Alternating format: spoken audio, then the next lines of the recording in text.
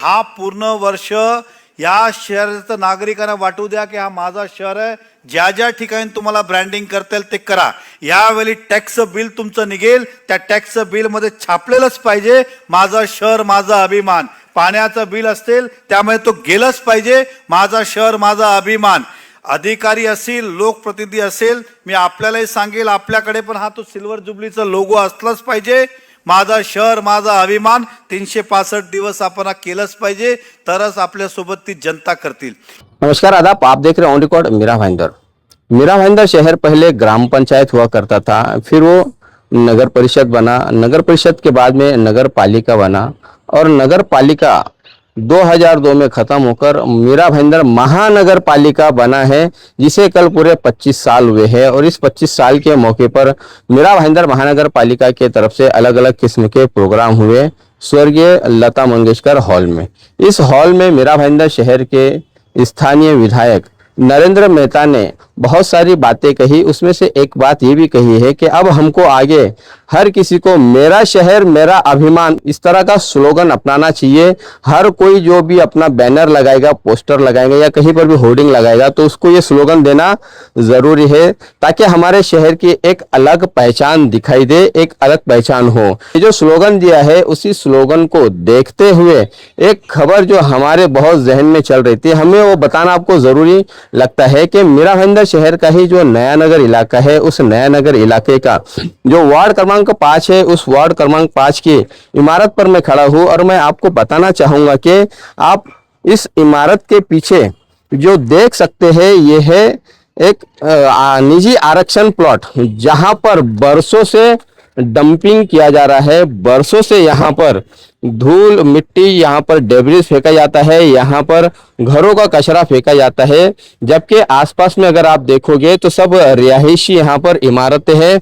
उन इमारतों के बीच में ये एक निजी प्लॉट है जो कि विवादित भी है, जिसका मामला माननीय सुप्रीम कोर्ट में विचाराधीन है। अब तक इस पर कोई फैसला नहीं आया है। इसी प्लॉट पर महानगर पालिका का पोस्ट ऑफिस का एक रिजर्वेशन भी है और अन्य प्रकार के इस प्लॉट में लोगों के दावे भी है मालिकाना हक को लेकर।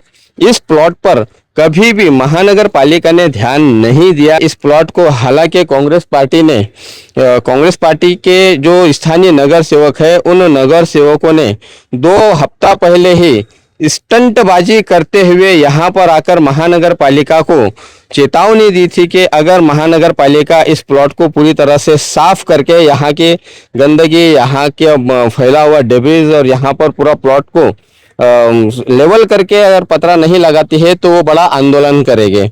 15 दिन हो चुके हैं कांग्रेस के इस ढकोसलेबाजी को, यहाँ पर अब तक का कुछ नहीं हुआ है। कांग्रेस पार्टी के हमने जिन जिम्मेदारों से बात की तो उनका ये कहना था कि हमने बिल्डर को बोल दिया है और बिल्डर भी ये करने की तैयारी में है, उसका भी पूरा इरादा है, लेकिन महानगर पालिका प्रशासन के ढीले रवैये की वजह से, मनपा के संबंधित विभाग के अधिकारी की उदासीनता की वजह से ये प्लॉट को अब तक का पतरा शेड नहीं लगाया गया है। हमने इस प्लॉट के जो मालिक है, जो बिल्डर है, उनसे बात की। उनका भी ये कहना है कि महानगर पालिका अगर इस प्लॉट को मुझे पूरा लेवल करके देती है, यहाँ से किया हुआ डंप जो डेब्रिस है, यहाँ का जो कचरा है, या जब तक पूरा लेवल करके नहीं देती है महानगर पालिका, तब तक मैं यहाँ पर पतरा शेड नहीं लगाऊंगा, इसको कंपाउंड नहीं करूंगा। महानगर पालिका की लापरवाही के चलते ही यहाँ पर इस तरह से ये एक तरह से डंपिंग ग्राउंड बन चुका है। मैं आप सबको बताना चाहूंगा दर्शकों के, आप भी यहाँ पर एक मर्तबा देख सकते हैं कि कितना यहाँ पर बाहर से लाके रेबिट को, बड़े बड़े पत्थरों को, जो बिल्डिंग का जो निकलता है मलबा, उसे यहाँ पर लाकर डंप किया गया है। एक तरह से यहाँ पर डंपिंग ग्राउंड ही बना दिया गया है। यहाँ पर कचरा चुनने वाले जो लोग हैं वो भी यहाँ पर आकर कचरा चुनते हैं, यानी ये पूरी तरह से डंपिंग ग्राउंड ही बन चुका है पूरे रिहायशी इलाकों के बीच में।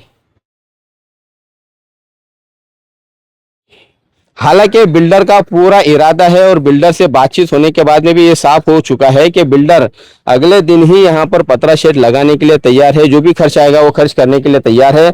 लेकिन उसने शर्त रखी है कि महानगर पालिका यहाँ पर उसे प्लॉट पूरा लेवल करके दे, पूरा खाली करके दे, यहाँ से कचरा, यहाँ से डेब्रिस उठाए, तो वो यहाँ पर पतरा लगाएगा।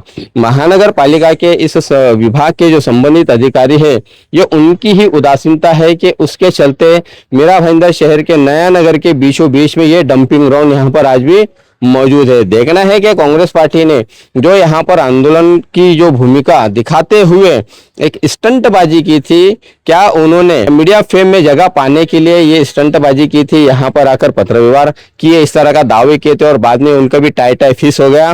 क्या उनकी बात प्रशासन नहीं सुनता है? क्या ऐसा भी कोई सवाल यहाँ पर है, या फिर महानगर पालिका के अधिकारी किसी दबाव में रहे जिसके चलते यहाँ पर पतरा नहीं लगाया जा रहा है? इन सब बातों को अगर हम देखते हैं, उसका तो निचोड़ यही निकलता है कि महानगर पालिका का यहाँ पर ढीला रवैया है, जिसके चलते इस डंपिंग ग्राउंड को अब तक का साफ नहीं किया गया है और न ही यहाँ पर पतरा शेड लगाया गया है।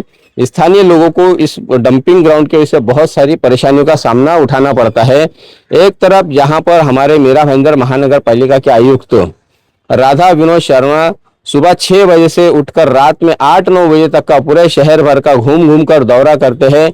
उन्होंने अपने 1 साल के कार्यकाल में इस जगह पर आकर कितनी मर्तबा दौरा किया, कितनी मर्तबा इस समस्या का निराकरण करने के लिए अधिकारियों को निर्देश दिए, ये तो वही बता पाएंगे। लेकिन हमारे शहर का मसला और नया नगर का मसला ये आज भी यहाँ पर ज्यों के त्यों बरकरार है। तो ऐसे में जो हमारे शहर के विधायक जिन्होंने एक स्लोगन का नारा दिया है कि मेरा शहर मेरा स्वाभिमान, तो ये भी इसको भुला नहीं जा सकता है कि हमारे शहर का भी ये भी एक हिस्सा है, ये भी मेरे शहर का ही एक टुकड़ा है, जहां पर डेब्रिज है, यहाँ पर गंदगी है, जहाँ पर डंपिंग ग्राउंड बन चुका है।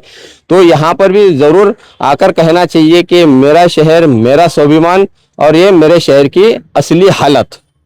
देखते हैं कि पनपा प्रशासन और स्थानीय सत्ताधारी इस पूरे मसले को क्या सीरियस लेते हैं और यहाँ पर पतरा शेड लगाकर यहाँ पर लेवल करके यहाँ के लोगों को राहत देते हैं, या फिर नया नगर हो ये नाम होने का खामियाजा यहाँ के स्थानीय लोगों को भुगतना पड़ता रहेगा। आप देख रहे हैं कैमरामैन आरिफ कुरैशी और साबिर शेख के साथ ऑन रिकॉर्ड मीरा भाईंदर। धन्यवाद।